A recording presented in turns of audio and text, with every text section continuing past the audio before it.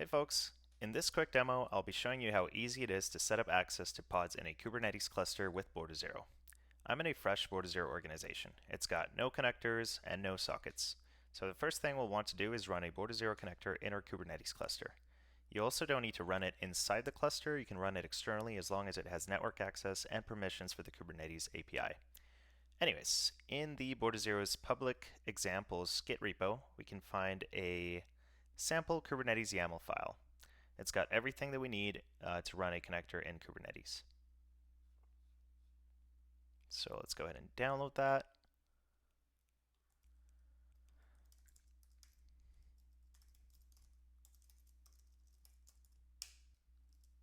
And let's see what's in it.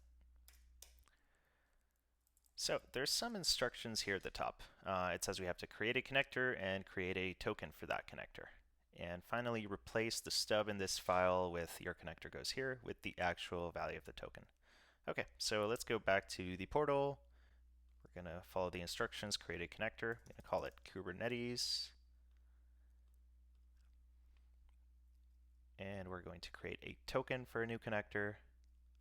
I'll call it connector token. And we're going to go ahead and copy that with the button here and back to our terminal. So let's find that stub, your token. There it is. Dump my token in there. Perfect. So now the file is ready to apply. Before I do that, let me show you what I've got running in the default namespace with kube control get pods. So you can see that there's 2 pods each of Alpine, Nginx, and Ubuntu. I believe each of those corresponds to one deployment. That's right, so we have an Alpine deployment with 2 pods, Nginx deployment with 2 pods, Ubuntu deployment with 2 pods. Great, so let's apply this file, kube control apply-f connector.yaml. And let's check our pods again. Kube control get pods, and we see that we now have a Border0 connector pod running. Awesome. So if we head back to the Border0 admin portal, we should see that our new connector is online, and it is. Wonderful. Sweet. So having that set up, we can easily create sockets that expose either the whole cluster, a subset of namespaces, or a subset of pods, which we can filter on by selectors. Let's try each of those things. First, I'll create a socket, scope to the whole cluster. So all I have to do is go to the Sockets tab. I don't have any sockets, so I'm immediately shown all of my options here. Let's go with the Kubernetes option. And I'll change the name to whole cluster, just so that we can identify it more easily. And we're not going to change anything else. So the default configuration essentially exposes the whole cluster. It applies no filtering rules of any kind. And within a couple seconds, we see that the socket is now online. So we can go ahead and connect with this big blue button, connect here. And because this socket scope is the whole cluster, we will be prompted for the namespace that we want to connect to, and then the pod that we want to access. If the pod has multiple containers, we will also be prompted for which container we want to connect to. In this case, the Alpine pod only had 1 container, so we're going to be dropped in that container.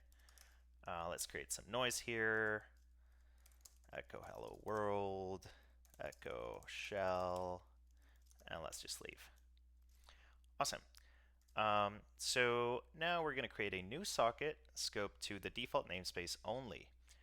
We could edit our existing socket, but I'll create a new one just to demonstrate that having one connector in our cluster, multiple sockets can coexist, each with their own access scope, its own access policy, its own settings, its own configuration. So let's go ahead and create that socket. Again, we're going to go with the Kubernetes option. This time we will add a namespace here, and we're going to just add the default namespace. I will rename the socket to default namespace so that we can identify it easily. And again, within a couple seconds, this thing should come up alive. There we go, and we can connect. This time, because the socket scope is the default namespace, and that's the only namespace I added, we aren't asked for the namespace that we want to connect to. We go straight to the pods. And this time, let's go with Nginx.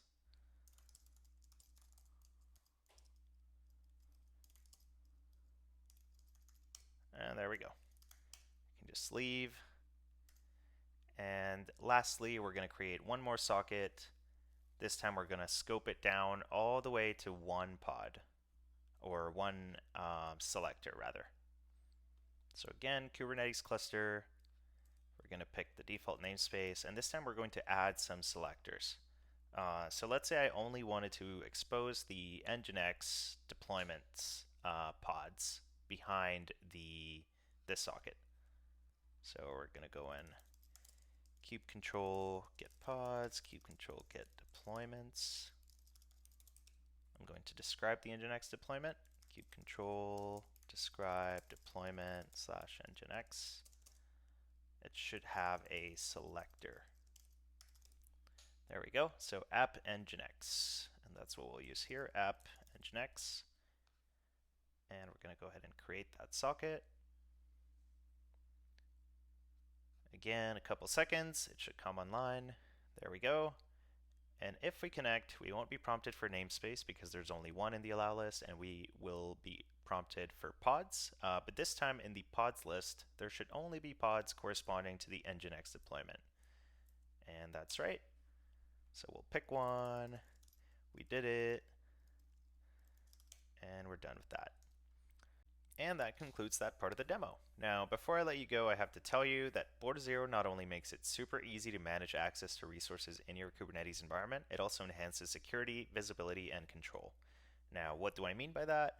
Well, let me give you an example. On the left here, we have session logs, which tell us who accessed what, when, and from where, why that access was allowed or denied based on our policies, and we can even replay the session's recording. So let's look at whole cluster. Let's check out this session. And while that plays, let me tell you that we differ from other zero trust solutions out there in that our access evaluations are continuous. So for example, if a given access is found to no longer meet the policy's conditions in the middle of the session will be killed immediately. So don't wait, sign up today. We have a very generous free tier, which you can access at border0.com. There's this big orange button on the top right. Just click on that and you'll have access to our very generous free tier. All right, thank you for your time and see you next time.